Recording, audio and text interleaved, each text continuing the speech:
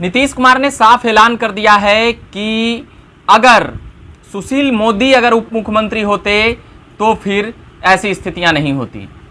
और एक बातें बिहार विधानसभा से जो अभी निकल कर आ रही है कि विजय कुमार सिन्हा इस्तीफा देने के लिए तैयार नहीं है। लगातार उनसे मीडिया जिस प्रकार मुखातिब हो रही थी वह एक अड़चन पैदा करने के लिए कह सकते हैं कि अभी उन्हें जो बहस हुई थी नीतीश कुमार से पिछले 3-4 महीने पहले वह कोई भूला नहीं है।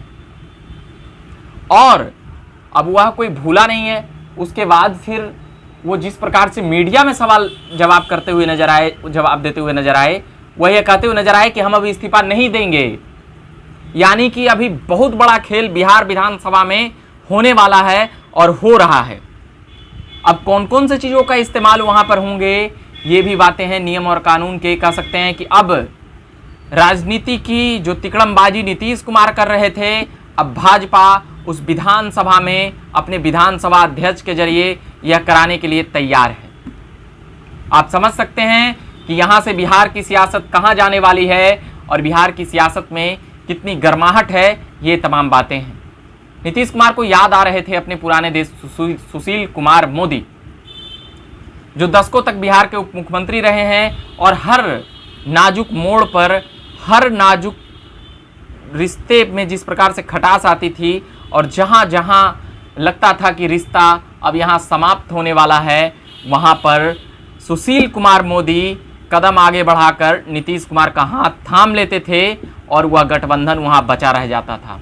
हम लोग जानते हैं कि 2010 विधानसभा में किस प्रकार से खेल हुआ था और नीतीश कुमार ने प्रधानमंत्री मोदी को बिहार आने से मना कर दिया, मगर वहाँ पर गठबंधन तोड़ने की बात हुई थी। 2010 के जुलाई अगस्त में जो माहौल बना था, यही सावन का महीना था, अक्टूबर में चुनाव होने वाला था, अक्टूबर नवंबर में। नीतीश कुमार ने बीजेपी के साथ जो मीटिंग थी उसमें बीजेपी के शीर्षस्थ नेता आ रहे थे, नरेंद्र मोदी की आने की बात थी। चुनाव प्रचार में आने को लेकर नीतीश कुमार के मन में सस्पेंस हुआ और नीतीश कुमार ने नरेंद्र मोदी को बीच रास्ते में ही रोककर घुरा दिया और जो भोज दिया उसमें शामिल होने पर उन्होंने गठबंधन तोड़ने की धमकी दी और बीजेपी को अंततः वो तमाम बातें मानने के लिए मजबूर होना पड़ा। नरेंद्र मोदी का अंततः इतना विरोध होता है कि फिर वह देश के प्रधानमंत्री बनते हैं और पूर्ण बहुमत लाकर लगातार 2 बार कह सकते हैं कि पिछले आधी सदी में जो नहीं हुआ और पूरी सरकार चलाई वह हुआ नरेंद्र मोदी ने, वो एक इतिहास रचा। मगर अभी बिहार में क्या कुछ हो रहा है, नीतीश कुमार को क्यों याद आ रहे हैं सुशील मोदी, और जिस प्रकार से उनके मनमर्जी के खिलाफ 2000 विधानसभा में जो ये बातें अंदर खाने से चल कर आई कि नीतीश कुमार ये उप मुख्यमंत्री सुशील कुमार मोदी को चाहते थे, मगर ताराकिशोर प्रसाद और रेणु देवी नजर आई। मगर अब सुशील मोदी जिस प्रकार से नीतीश कुमार का विरोध कर रहे हैं, ये बातें आई। हो सकता है कि बीजेपी सामने लाकर सुशील मोदी को ही अपना जवाब देने के लिए खड़ा कर दिए कि लीजिए सुशील मोदी से ही जवाब सुनिए नीतीश बाबू।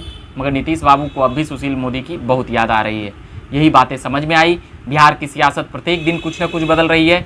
जो गर्माहट पिछले 20 महीने से बढ़ रही थी वह अंततः अब समाप्त हुई आरजेडी और जदयू गठबंधन से। अब जब ये बातें शांत होगी बीजेपी की तो फिर गर्माहट शुरू होगी जदयू और आरजेडी की। ये बातें तय है कि जदयू और आरजेडी में बीजेपी और जदयू से बहुत भीषण लड़ाई होने वाला है और इस लड़ाई में कह सकते हैं कि नीतीश कुमार की राजनीतिक, कई लोग अनुमान लगा रहे हैं कि राजनीतिक अर्थी, राजनीतिक अंत, अलग अलग चीज़ें हैं। मगर फिर से नीतीश कुमार आएंगे और बीजेपी स्वेच्छा से स्वीकार लेगी, ये भी बातें हैं। ये भी क्योंकि बीजेपी का हमने कहा है कि उसका उद्देश्य दिल्ली में सत्ता बनाना है और अलग अलग ढंग से जो उसकी संगठन काम करती है वह है।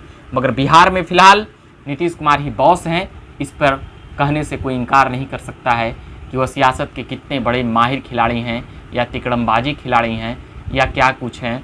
वो तमाम सियासी अंक गणित को इस प्रकार से उलझा कर रखे हैं और इस प्रकार से जोड़ कर रखे हैं कि उसे सुलझाना इतना आसान नहीं है। अभी के लिए फ़िलहाल मैं इतना ही कहूँगा।